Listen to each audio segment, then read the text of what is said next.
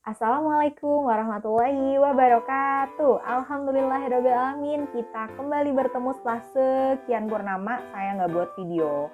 Nah, untuk sesi ini edisi yang spesial banget karena di edisi ini kita akan bahas sama-sama terkait prediksi soal-soal biologi yang akan keluar di ujian sekolah atau ujian madrasah tingkat SMP.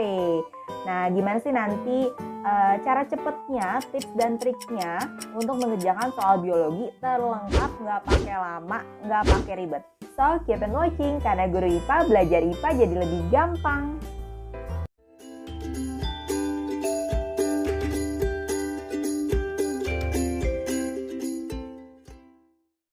Yuk kita mulai persiapan ujian sekolah untuk tingkat SMP atau MTS mata pelajaran biologi. Oke, untuk soal pertama, perhatikan komposisi makanan berikut.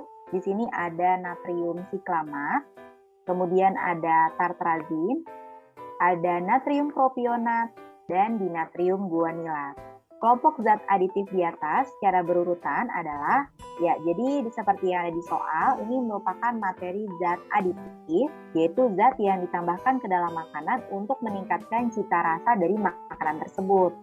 Nah, pada soal nomor 1 ini, kamu diminta untuk sudah memahami kelompok atau contoh-contoh zat aditif, baik yang ada pada kelompok pewarna, penyedap, pengawet, dan juga pemanis.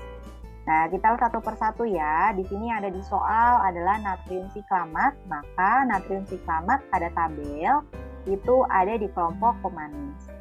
Untuk tartrazin, ini adalah kelompok pewarna warna kuning. Natrium propionat ini sama dengan asam propionat, yaitu ada pada kelompok pengawet. Dan dinatrium guanilat ini merupakan kelompok penyedap buatan. Nah, di sini kita urutkan kelompok zat aditif di atas secara berurutan adalah natrium siklamat adalah kelompok pemanis, tartrazin kelompok pewarna buatan warna kuning, natrium propionat pengawet, dan dinatrium guanilat adalah penyedap. Jawabannya adalah alfa.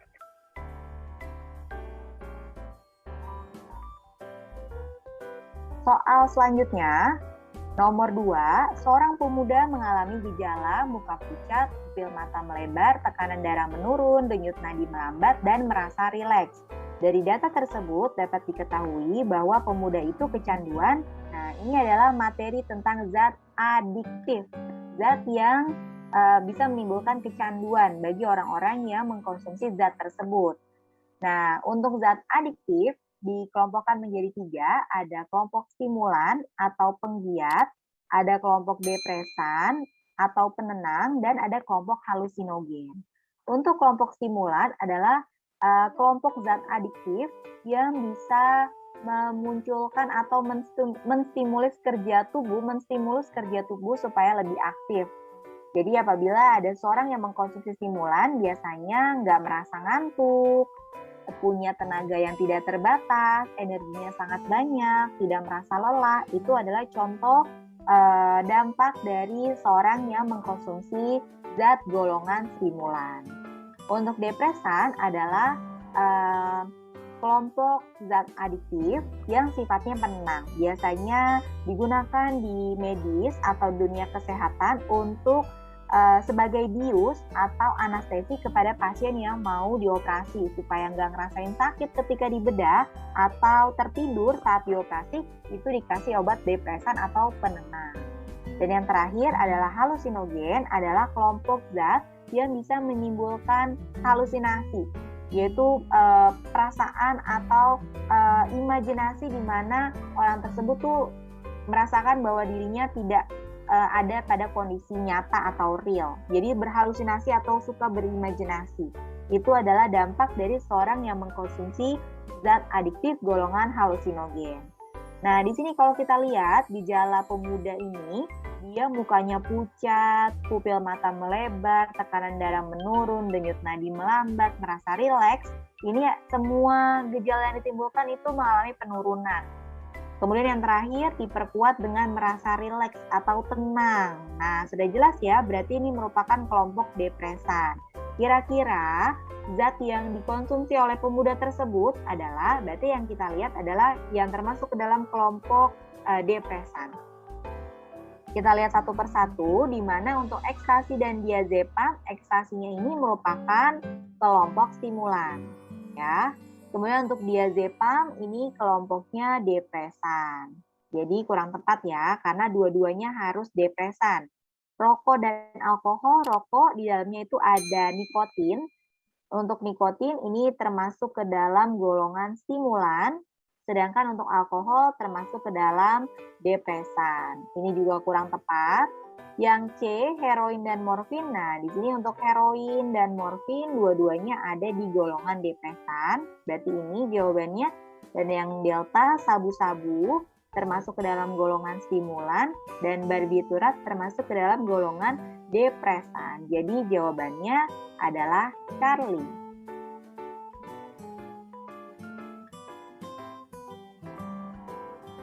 Soal nomor 3. Nah, di sini adalah soal tentang gejala alam biotik dan abiotik.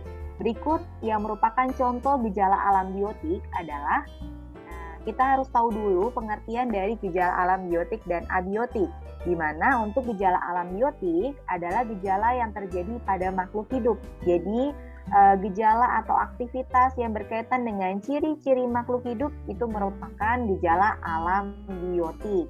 Sedangkan untuk gejala alam abiotik adalah gejala alam yang terjadi pada benda mati. Biasanya disebabkan karena faktor suhu, cahaya, kelembapan, kemudian air, angin, salinitas, dan juga pH. Kita lihat satu persatu ya. Dari pilihan A, daun bergerak saat ditiup angin. Nah, sudah jelas nih, dia bergeraknya karena angin. Berarti yang A merupakan faktor atau contoh gejala alam abiotik.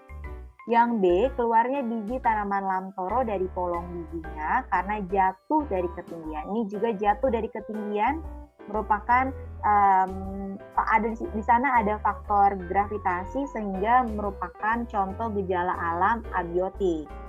Kemudian yang C, membuka dan menutupnya operkulum saat ikan bernafas. Di sini membuka menutupnya operkulum yaitu tutup insang saat ikan bernafas merupakan contoh gerak pada makhluk hidup. Yang gerak merupakan ciri-ciri dari makhluk hidup. Jadi C adalah gejala alam biotik. Delta, keluar masuknya udara karena perbedaan tekanan dalam paru-paru. Di sini keluar masuknya udara dalam paru-paru merupakan ciri dari makhluk hidup yaitu bernafas. Tapi di sini penyebabnya karena perbedaan tekanan merupakan gejala alam abiotik. Jadi delta itu tidak termasuk ke dalam ciri atau gejala alam biotik. Jadi sudah jelas ya, di sini jawabannya adalah Charlie, membuka dan menutupnya operkulum saat ikan bernafas. Soal nomor 4, tentang sel tumbuhan. Di sini ada gambar sel tumbuhan, kemudian ada bagian-bagian organel yang ditunjuk dari nomor 1 sampai dengan nomor 6. Untuk semua gambar sel tumbuhan, organel yang ada di dalamnya itu sama ya. Jadi mau seperti apapun gambar sel tumbuhan, organelnya itu sama. Nah, di sini yang ditanyain adalah bagian yang berfungsi sebagai tempat fotosintesis, kemudian transport zat dan respirasi sel. Kita lihat satu persatu. Untuk tempat fotosintesis itu adalah organel yang juga berfungsi sebagai tempat menyimpan klorofil. Karena di mana ada klorofil, pasti di situ tempat terjadinya fotosintesis. Otomatis karena ada klorofilnya, biasanya warnanya hijau kebiruan. Nah, kalau di gambar sel tumbuhan, yang warna hijau kebiruan atau warna hijau di sini adalah kloroplas. Jadi kloroplas atau plasida adalah tempat berlangsungnya fotosintesis. Untuk di gambar sel tumbuhan, kloroplas atau plasida ditunjuk oleh nomor 6. Sedangkan untuk transport zat, tempat keluar masuknya zat, itu adalah fungsi dari organel retikulum endoplasma. Biasanya RE itu ada selalu berdekatan dengan inti sel. Jadi di mana ada inti sel, biasanya dikelilingi dengan RE atau retikulum endoplasma. Di sini ada RE kasar dan juga RE halus, di mana untuk RE kasar ditempel ribosom, sedangkan untuk RE halus tidak ditempeli ribosom. Nah, di sini yang mengelilingi inti sel adalah retikulum endoplasma sebagai transport zat, nomor 3. Dan terakhir, respirasi sel, tempat keluar masuknya, tempat eh, diambilnya oksigen untuk digunakan dalam proses penghasil energi, ini adalah bagian yang ditunjuk oleh mitokondria. Nah, mitokondria itu biasanya bentuknya panjang, seperti sosis bakar yang di atasnya dikasih mayones. Ada lekukan-lekukannya di dalam mitokondria. Nah, untuk mitokondria di gambar yang ada di soal, itu adalah yang ditunjuk oleh nomor 2 sebagai tempat respirasi sel, menggunakan oksigen untuk menghasilkan energi. Jadi untuk tempat fotosintesis ditunjuk oleh nomor 6, transport zat ditunjuk oleh nomor 3, dan mitokondria sebagai tempat respirasi sel ditunjuk oleh nomor 2. 6, 3, dan 2 jawabannya adalah Charlie.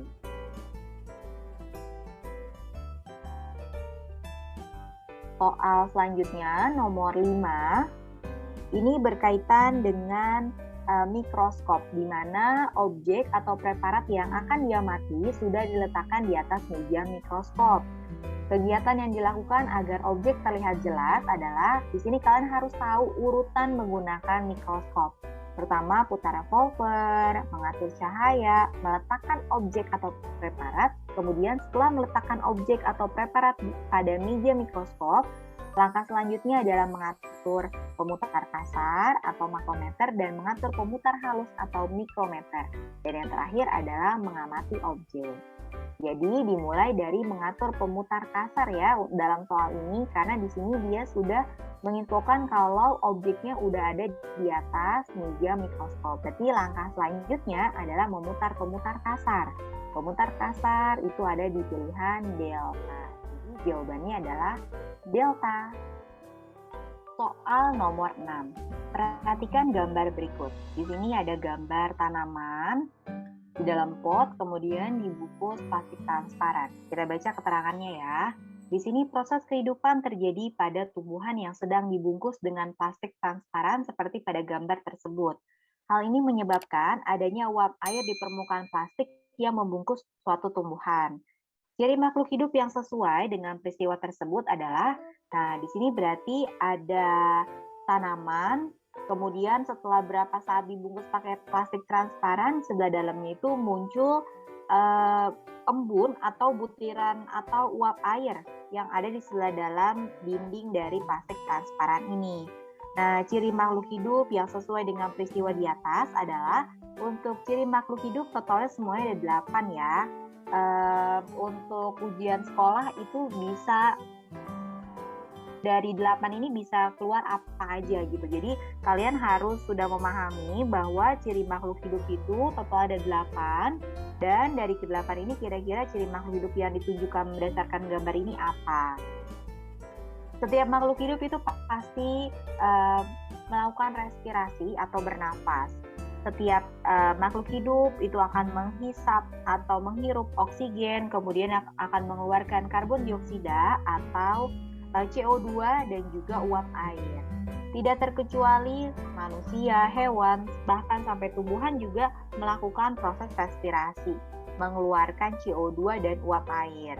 Nah, untuk uap air yang ada di dinding sebelah dalam dari plastik transparan ini menunjukkan bahwa tumbuhan mengeluarkan CO2 dan juga uap air sebagai gas buang dari hasil respirasinya. Jadi di sini ciri makhluk hidupnya adalah respirasi, yaitu alfa. Untuk B, reproduksi berkembang biak, di sini tidak menunjukkan proses berkembang biak. C, transpirasi, ini adalah proses penguapan yang terjadi akibat cahaya matahari yang cukup lama dan banyak jumlahnya sehingga tumbuhan itu mengeluarkan air dari dalam tubuhnya dengan cara transpirasi. Biasanya mengeluarkan uap airnya dari permukaan daun. Yang D, transportasi, ini adalah jalur distribusi zat yang ada pada suatu tumbuhan, transportasi. Nomor 6 jawabannya adalah alfa. Untuk nomor 7 ini berkaitan dengan pengelompokan hewan. Nah, untuk pengelompokan hewan ini ada 4 gambar, 1, 2, 3, 4 yang ada di soal. Yang ditanya adalah kelompok krustasea.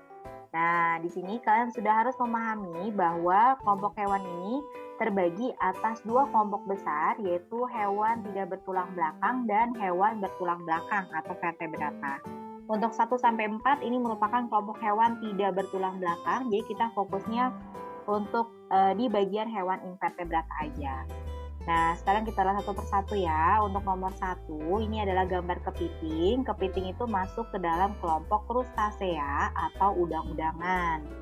Kemudian untuk nomor 2, bintang laut ini masuk ke dalam kelompok echinodermata atau hewan berduri. Di sini ada bintang laut. Kemudian untuk nomor 3, di sini ada udang. Sudah jelas ya, udang itu masuk ke dalam kelompok krustasea atau udang-udangan. Dan nomor 4 itu adalah cumi. Cumi itu masuk ke dalam kelompok hewan bertubuh lunak atau moluska. Cumi-cumi. Jadi yang termasuk ke dalam kelompok krustasea ditunjukkan oleh nomor 1 dan nomor 3. 1 dan 3 jawabannya adalah bravo.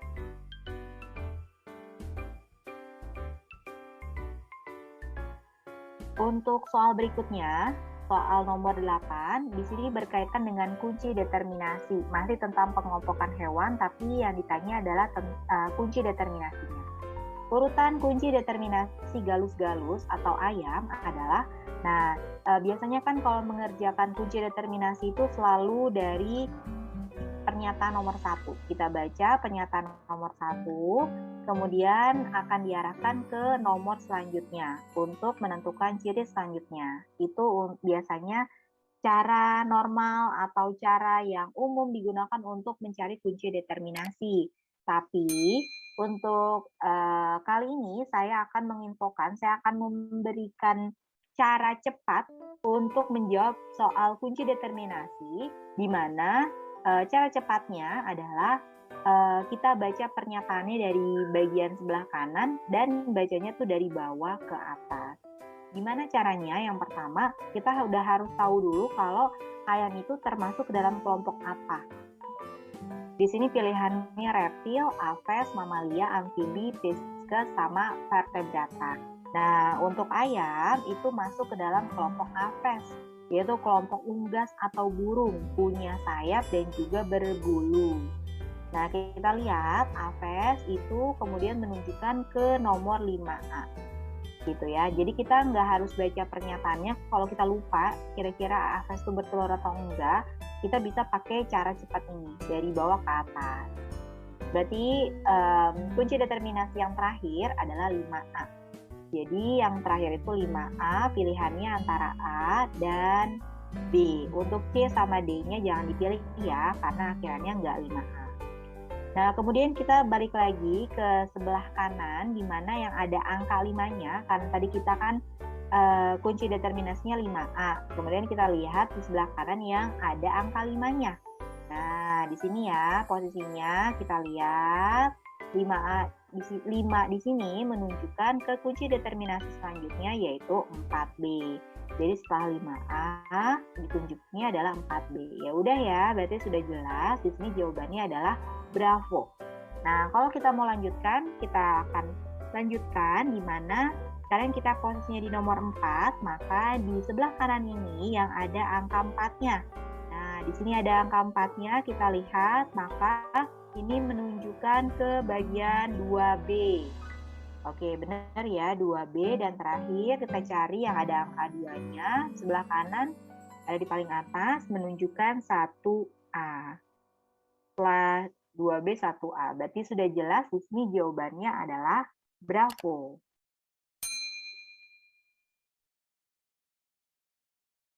Soal selanjutnya, soal nomor 9. Soal nomor 9 ini berkaitan dengan jaring-jaring makanan. Nah, yang ditanya adalah jumlah rantai makanan pada gambar tersebut. Nah, rantai makanan itu biasanya diawali oleh produsen, dalam hal ini adalah tumbuhan, sampai ke konsumen tingkat akhir atau konsumen puncak. Itu adalah satu rantai makanan. Sekarang kita coba uraikan ya. Di sini ada padi, dimakan kumbang, dimakan katak, dimakan serigala. Ini ada satu rantai makanan. Saya pakai warna yang berbeda. Rantai makanan yang kedua, padi dimakan kumbang, dimakan serigala, 2 rantai makanan. Kemudian padi dimakan belalang, dimakan katak, dimakan serigala, 3 rantai makanan.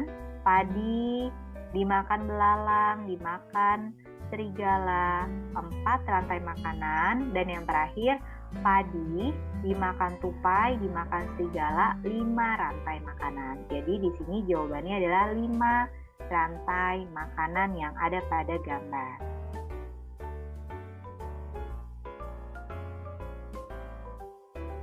Untuk soal berikutnya, soal nomor 10, ini berkaitan dengan pencemaran lingkungan, di mana jumlah kendaraan bermotor di daerah perkotaan pada tiap tahunnya terjadi peningkatan, bahkan dapat menimbulkan kemacetan setiap harinya, terutama pada jam-jam berangkat atau pulangnya. Dampak yang ditimbulkan pada lingkungan dari keadaan ini adalah, jadi kalau banyak pengguna jalan di mana di situ ada motor, mobil, kemudian ditambah kendaraan umum, bis, dan yang lainnya, maka dampak terhadap lingkungan adalah, maka ini biasanya berkaitan dengan pencemaran udara, karena gas buang yang dihasilkan dari kendaraan itu akan dibuang ke udara, sehingga tentunya akan menimbulkan terjadinya pencemaran udara.